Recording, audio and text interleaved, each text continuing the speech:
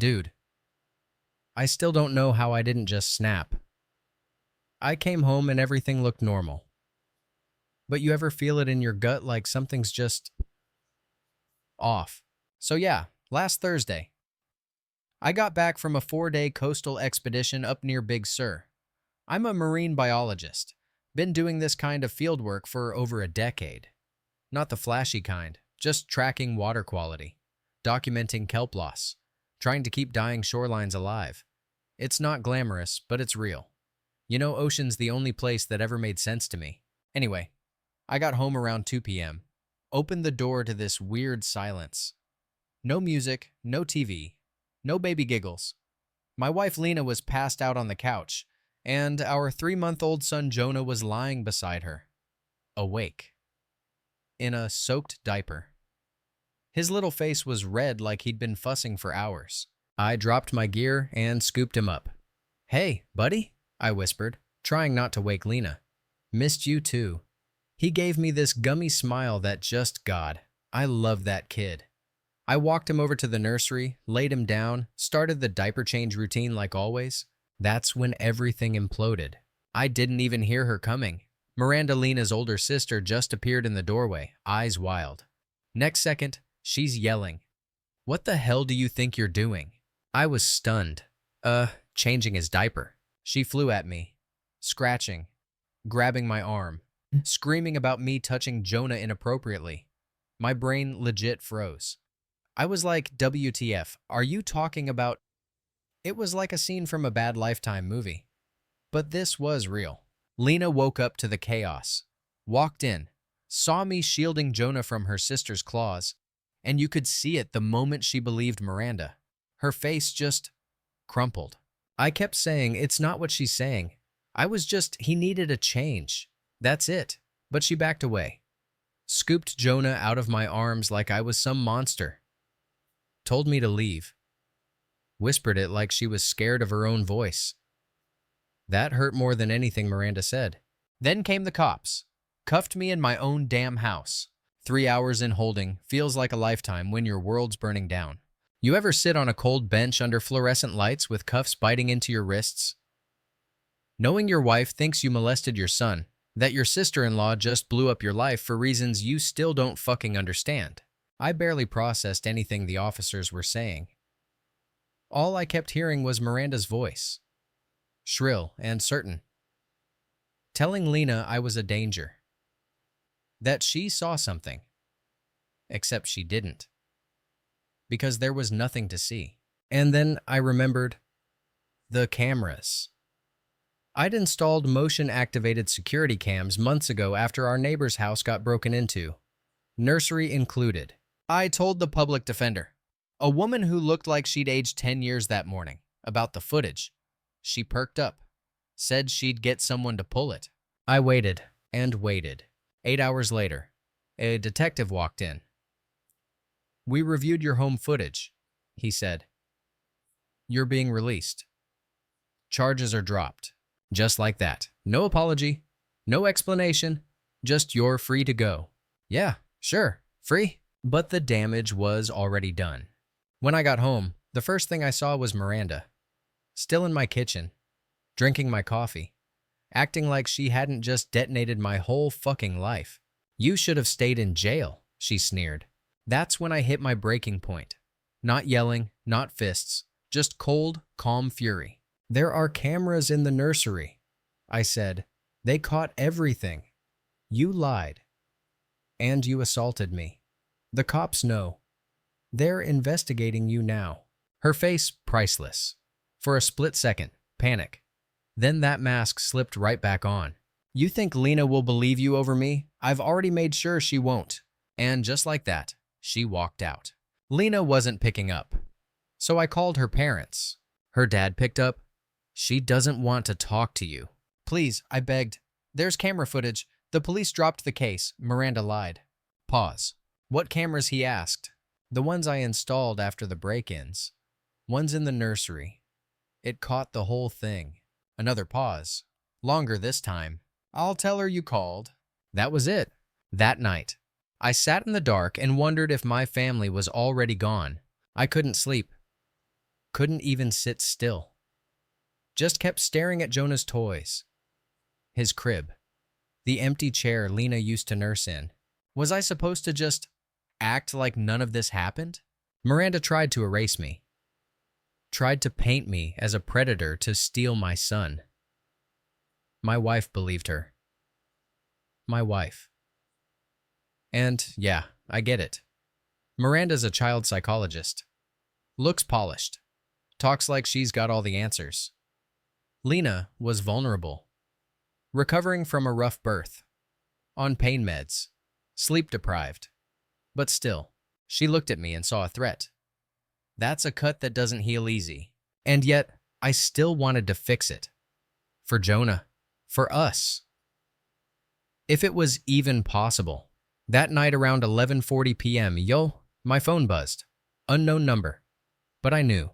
My gut knew. It was Lena. Is it true, she asked? No, hello. Just that. Yeah, I said, there's a camera in the nursery. It caught everything. Me changing Jonah's diaper. Miranda storming in. Her screaming and attacking me. Silence on her end. For a long time, I didn't push. I let her sit with it. Why would she? Lena finally whispered, why would she make that up? I wanted to scream. You should be asking that a week ago. But I held back. I don't know. I said, but she did. And you believed her. She let out a sob. I was scared. I was on meds, exhausted. She said she saw something, that she was trying to protect Jonah, and she's my sister. No, she's not. I snapped before I could stop myself. Not anymore. Not after this. Lena was quiet again. I'm at my parents'. Jonah's sleeping. Miranda's not here. She left hours ago. Good. Small win. You shouldn't come home. I told her. Not yet. I need time. This isn't something I can just sweep under the rug. Lena, I know, she whispered. I'm sorry. I messed up. Yeah, you did. We hung up. And I stared at the ceiling for the rest of the night, wondering if I even had a marriage left. The next morning, I filed a restraining order against Miranda. The footage was more than enough. The cops weren't just taking it seriously, they were pissed. False reports. Child endangerment. Assault. The works. She wasn't going to just walk away from this. Not this time. 3 days later, I got served divorce papers. Lena filed, claiming concern for Jonah's safety. Even after the charges were dropped. Even after the video. I stared at the packet, stunned. My first reaction, laughter. Bitter. Hollow laughter. Screw this. I hired a lawyer, liquidated one of my retirement accounts to pay her retainer. Her name was Diana Chen. Sharp as hell. No BS. The kind of woman who smiles politely while dismantling someone's entire argument. She watched the footage and raised an eyebrow. She really thought this would hold up. She did, I said, and it almost worked. Well, Diana said, snapping her laptop shut, we're about to flip the entire damn script. Court day came. I showed up in a press shirt I hadn't worn in a year. Diana had briefed me on everything, prepped me like I was going to war. Lena was already there, pale, tight-lipped, sitting next to her lawyer, refusing to look at me. But Miranda strutted in like she was the fucking victim. I wanted to laugh again. Diana presented the footage first. The entire court watched in silence as the projector showed me changing Jonah's diaper. Carefully, gently. Then Miranda barging in, claws out, me shielding Jonah. Her screaming like a lunatic. You could hear a pin drop. Lena gasped. I saw her hand go to her mouth. Then came the emails. The voice memos Miranda left on Lena's phone. The texts she sent me. Passive-aggressive and controlling. And finally, the journal. The one Lena found after Miranda left her parents' house. Inside were entries, pages of her delusions. How she thought Jonah deserved a better mother. How she could be a better wife than Lena. How she'd make sure Caleb sees the truth. Literal quotes. It was all there. The courtroom turned ice cold. Then Miranda took the stand, and Diana cooked her. Miss Raines, You stated you saw Mr. Jennings engage in inappropriate contact with his son. Can you explain why the footage shows nothing of the sort? There must have been an angle the camera missed, Miranda muttered. Interesting. Because you also wrote in your journal that you intended to make Caleb seem unfit. Shall I read the passage again? Silence. Diana leaned in. Did you also intend to drug your sister's medication post-birth? That broke her. Miranda snapped, started yelling about how Lena didn't deserve a baby.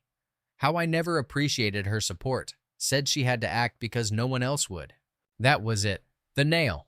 The judge recessed. Outside, I didn't say a word to Lena. I couldn't. My chest was hollow, but she came up to me. Her eyes were red. She didn't even try to talk. Just handed me Jonah's pacifier. I'm sorry, she whispered. I nodded. I couldn't say it back. Not yet. Maybe not ever. The judge granted me temporary full custody. Lena would get supervised visits. Miranda banned. Restrained. Investigated. The state board pulled her license within a week. Parents of her past patients came forward. Some were already suspicious. Now they had proof. She lost her job, her practice, her image. It was happening. Karma. Finally. A month later, she called me. Caleb, please, you have to help me. I'm losing everything. They're pressing federal charges. I didn't respond. You have to tell them I was mentally unwell, that I wasn't in control. You know me. You tried to destroy my life. I said flatly. You accused me of abusing my son. You messed with Lena's medication. You manipulated her. You tried to take my family. I was grieving, she sobbed. My divorce, my infertility, it broke me. Please, I need your help. I let the silence drag. You wanted me in jail. You almost succeeded. Now you're the one begging. And then I hung up. For the first time in months, I felt clean. Not happy, but clean. Like the weight was finally lifting. And yeah, maybe this was only the beginning. But it was a damn good start. 2 weeks after that call from Miranda, Lena texted, Can we talk in person? Just us. I stared at my phone for a while. Part of me wanted to delete it, block her number, keep things clean, easy. But Jonah was still half her. And whether I liked it or not, our lives were tied together, maybe not as husband and wife anymore, but as co-parents. I agreed. We met at a little park near her parents' house. Jonah was with me, sleeping in his stroller. Lena showed up looking like she hadn't slept in a month. No makeup, hair pulled back, hoodie 3 sizes too big. Not the Lena I used to know. Not the one who used to drag me into tide pools with a waterproof notebook.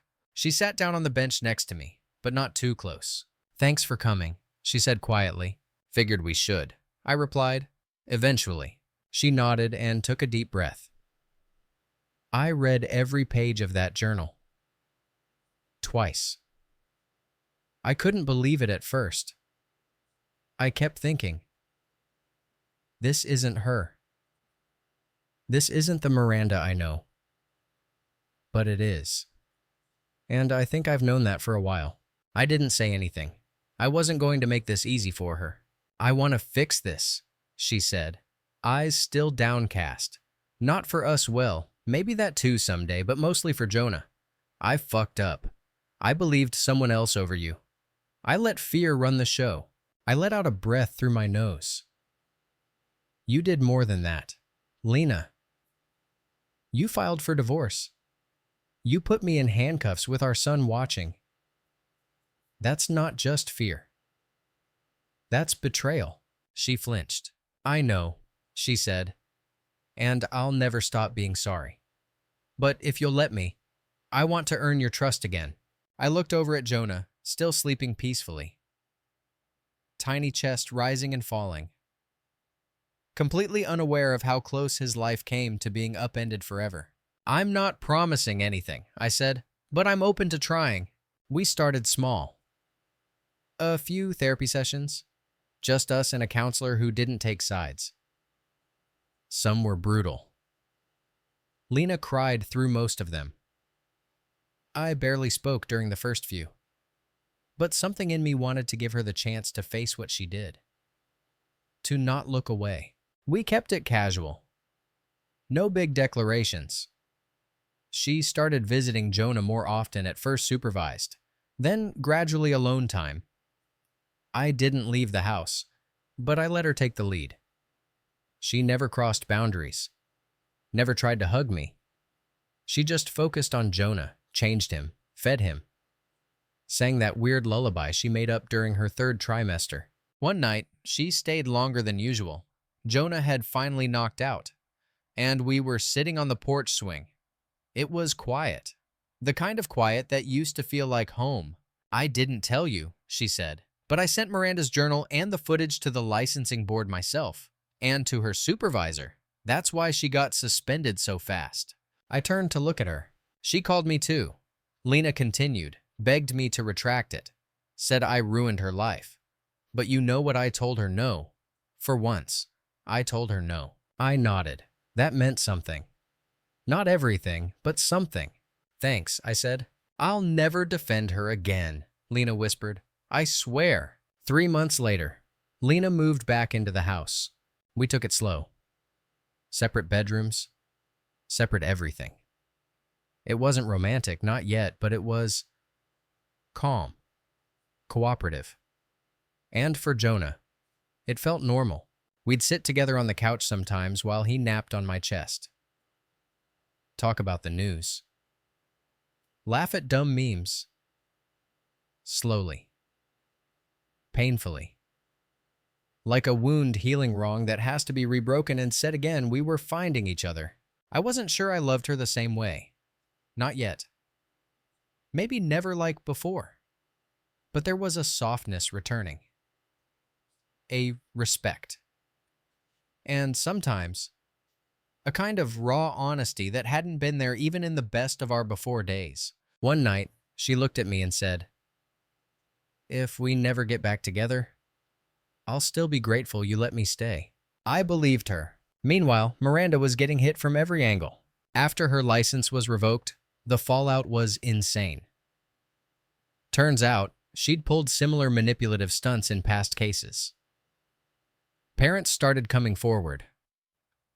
A few filed formal complaints. One family even sued, saying she'd influenced a court decision that split up their home under false pretenses. Her world was crumbling. She showed up at Lena's parents' place one night, begging for support. They slammed the door in her face. She moved in with a friend briefly. Got kicked out when the friend saw her name pop up in a local news segment. Prominent child psychologist under investigation for medical tampering and false allegations. Yeah, they said the words on air. A few weeks later, I got another call. Unknown number. I let it go to voicemail this time. "Caleb, please. They're charging me federally now. I don't have a job. I can't get hired. Everyone turned on me. You made me out to be a monster. You don't know what it's like to lose everything." I deleted it without listening to the rest. I do know what it's like. Miranda, I lived it. Because of you. A month later, Lena and I were back in court. Not for us, for Miranda's criminal hearing. They called us in as witnesses. When we walked in, holding hands this time, Miranda saw us and completely lost it. Tears, sobs, full meltdown in the hallway. "Please don't testify," she begged. "Please." I just stared at her. No words, no pity. But Lena stepped forward. "You tried to steal my child," she said. Her voice was flat, razor sharp. "You tried to erase my husband, my family. I will never forgive you for that." Miranda collapsed to the floor. No one helped her up. I didn't even blink. It's been 6 months now. We're not perfect. Some days are still hard. I still get triggered if someone walks in too quickly while I'm changing Jonah's diaper. Lena still wakes up sometimes crying over everything she missed during those weeks we were apart. But we're here. Jonah is walking now, laughing, saying "da" when he sees me. Lena went back to work part-time, teaching again. She says she's never taking anything for granted again. As for me, I'm working on a photo book, just coastal wildlife. Nothing fancy. But I get to be home. I get to watch my son grow up. Miranda. Last we heard, the DA's office is pressing multiple charges falsifying evidence, abuse of authority, Attempted custodial interference. There's talk of jail time. Lena sometimes asks if I feel bad for her. No, I don't. Because this wasn't just a mistake, it was war. She tried to destroy us, and we survived. That's the story now. We're not just a family. We're proof that truth, when it finally breaks through, burns like hell, but it heals too.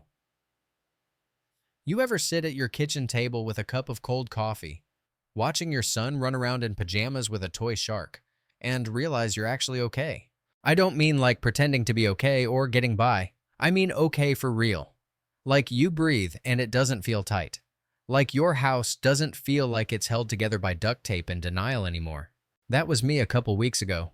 Jonah was squealing, chasing our cat with his rubber shark, yelling, "Ray Double!" The cat was not impressed. I was laughing into my mug, watching him be a total goof. And I just thought, holy hell, we made it. We actually made it. It's weird. You go through a trauma like that, and everything after feels like it's happening in slow motion. You appreciate the weirdest stuff, like Lena making waffles on Sunday, or Jonah falling asleep on my chest, or even just walking past the nursery without flinching. For the longest time, I couldn't go near that room, not without flashing back to Miranda's face twisted in rage, her voice shrieking lies, Lena believing every word. But now it's just Jonah's room. Blue curtains, stuffed whales everywhere. A floor that's always got some Lego minefield waiting for my bare feet. It's his space, our space. Miranda's trial started last week. We weren't required to attend the whole thing just the days we were called to testify, but I sat in the back row anyway. Lena joined me. She didn't speak much, just held my hand. The prosecutors didn't hold back. They laid everything out: the fabricated allegations, the tampered medication, the manipulation. They even brought in character witnesses, colleagues, former clients, other families she'd counseled. Turns out, we weren't her first victims. One guy said Miranda once reported his wife to CPS because the wife wouldn't let her babysit their daughter. Another woman said Miranda advised her to cut contact with her own parents, claiming they were emotionally manipulative based on a single session. Patterns. So many patterns. Hidden behind credentials. Covered by that polished, clinical voice of hers. But the part that hit hardest, the recordings. Apparently, she'd been journaling out loud sometimes, into her phone, voice memos. And when the investigators seized her devices, they found hours of it. I could raise him better. They'll thank me one day. He was never good enough for her. That last one, that was about me, I'll admit. I clenched my fists in the courtroom. Diana had to gently nudge me to stay calm. But hearing it, those actual words, knowing she said them before the accusation, that she was planning it, it sent chills through me. Not fear, not anymore. Just cold, searing rage. After court that day, Lena and I walked out together. We didn't talk. Didn't need to. But then she stopped me near the car. I thought I was over it, she said. But hearing her voice like that, it broke something again. Yeah, I said, me too. She looked up at me.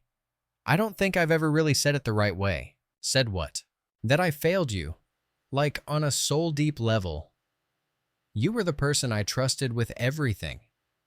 And I let someone walk in and just shatter it.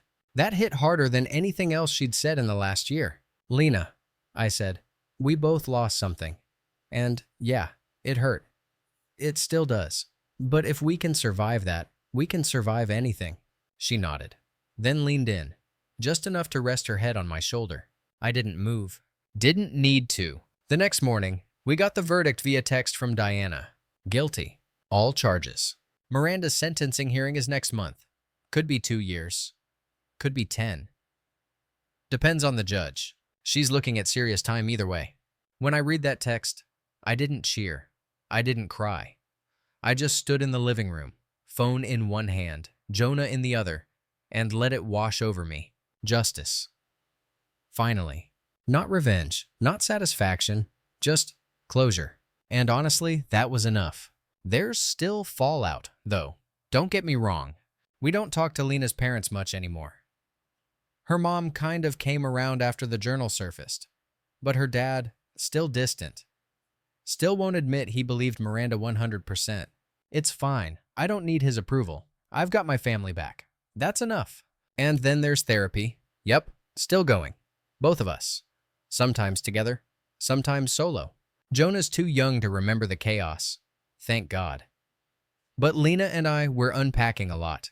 Trust, fear, resentment, even guilt mine. For not speaking up sooner when Miranda first started interfering. She had us both wrapped up. Our therapist said, "But the difference is, you saw the thread unraveling. Lena didn't." Yeah, that sounds about right. One night last week, after Jonah was asleep, Lena came into my room, our room now, again. Sat on the edge of the bed with that hesitant look I know too well. "Can I ask you something kinda heavy?" I nodded. If the roles were reversed, would you have believed me? I didn't answer right away. I had to think, really think. I want to say yes. I told her. Because I love you. Because I know you. But if I'm being honest, if someone close to me, someone I trusted, said they saw you doing something like that. She nodded slowly. "It's hard, right?" she whispered. "That line between trust and fear." "Yeah," I said. "It's razor thin." She laid down beside me, curled up like she used to back when things were easy. I wrapped my arm around her. Not because everything was perfect, but because we were finally learning how to be real with each other again. No more illusions, no more pretending. Just this. Us, broken, but trying. 6 months out from the verdict, and our life finally started feeling like it had some rhythm again.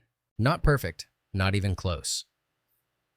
But the daily chaos, the kind that hits you in the gut and makes your heart race, that was mostly gone. Jonah turned 2 last weekend. We threw him a small party in our backyard, just a few close friends, some neighbors, and Lena's co-worker who makes killer cupcakes. No family drama, no heavy vibes, just bubbles, balloons, and a whole lot of frosting in places frosting shouldn't be. At one point, Lena looked over at me while Jonah was smearing icing across his face and said, "Can you believe we almost lost all this?" I didn't need to answer. She saw it on my face. That night, after the last guest left and Jonah finally crashed, Lena and I sat on the porch with a couple beers. "Do you ever think about what it would have looked like if Miranda had gotten her way?" she asked, barely above a whisper.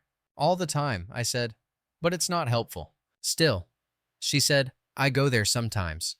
I picture you in jail. Me stuck believing her. Jonah growing up without you. It makes me sick." "Yeah," I said, "but we're not in that version. We're here. We fought like hell to be here." She nodded, but I could tell she wasn't done. "I'm scared that part of me is still broken," she said finally. "Like I'll never trust my own judgment again. I thought I was being a good mom, a good sister, but I let someone twist that into something ugly." I put my hand over hers. We were all manipulated. Lena, even me. I saw the warning signs and still let her in. "But you didn't betray me." I didn't know how to respond to that. So I just said, "Let's promise we don't ever go numb again. If something feels off, we talk. No matter how hard." She nodded, tears in her eyes. "Yeah, I promise." One thing no one tells you about going through hell and surviving, it's weirdly anticlimactic once the smoke clears. You're left with the ruins. And, yeah, you rebuild. But it's quiet. Painfully quiet. No more courtroom adrenaline. No shocking revelations. Just real life. Lena started journaling again. Not like Miranda God. No, but just privately. As a way to process. She shared one with me a couple weeks ago. I won't quote it word for word, but the gist was this. "I keep waiting for the day Caleb looks at me and sees the woman he married again. But maybe that's not what we need. Maybe we need to become new people who choose each other anyway." Yeah, that hit. I was offered a pretty big gig recently documenting a remote conservation project in Alaska. It's the kind of assignment I used to jump at. But this time, I hesitated. The old me would have been gone in a heartbeat, packing thermal gear and checking lens specs. But now, Jonah's bedtime songs, Lena finally sleeping through the night again. Therapy sessions that don't end in slammed doors. I talked to Lena about it over dinner. You should go, she said. No hesitation. You love this stuff. I do. I said, but I love this more. She smiled, but it wasn't pity. It wasn't guilt. It was that look that says, yeah, I know, me too. So I took a shorter job closer to home. Less prestigious, but meaningful. Documenting urban wildlife around the bay. It paid less. But I didn't care. Every day I came home to Jonah yelling Dada like I was a superhero. Nothing I shoot will ever top that. And then, there was Miranda's sentencing. We didn't go, didn't need to. Diana called us with the result. 5 years. Federal prison. No parole for the first 3. We sat on the floor of the living room, Jonah stacking blocks nearby, while Diana read off the terms. I didn't feel joy. Just peace. A closed book. Guess Karma finally wrote the ending. Lena said. Yeah, I said, and we're not the footnote this time. A couple nights ago, Lena surprised me. We were lying in bed. Jonah was asleep. The moon was pouring through the window. I want to renew our vows, she said out of nowhere. I blinked. Seriously? Not a big thing. No guests. No dresses. Just us. And Jonah. I want to say the words again. But this time, knowing what they actually mean. I looked at her. Really looked. This was not the woman who stood next to me in that garden 6 years ago. That woman was hopeful. Dreamy. A little naive. This Lena was scarred, seasoned, rebuilt from rubble, but stronger for it. I nodded. Yeah, I'd like that. We'll probably do it at the beach where we first met. Jonah throwing sand everywhere, Lena barefoot, me forgetting the words halfway through and winging it. But it'll be real. And that's all I've ever wanted. Sometimes people message me and ask why I stayed, why I gave her another chance. It's not easy to explain, but here's the truth. She believed a lie. And yeah, it nearly destroyed us. But when the truth came out, she faced it, owned it. She didn't run. A lot of people wouldn't have done that. A lot of people would have doubled down, tried to hide it, shifted blame. Not Lena. She stood up in that courtroom, looked her sister in the eye, and said, "You did this. That matters. People screw up. People get scared. But redemption is real, if you fight for it." We did. And now, we're not a perfect family, but we're a real one.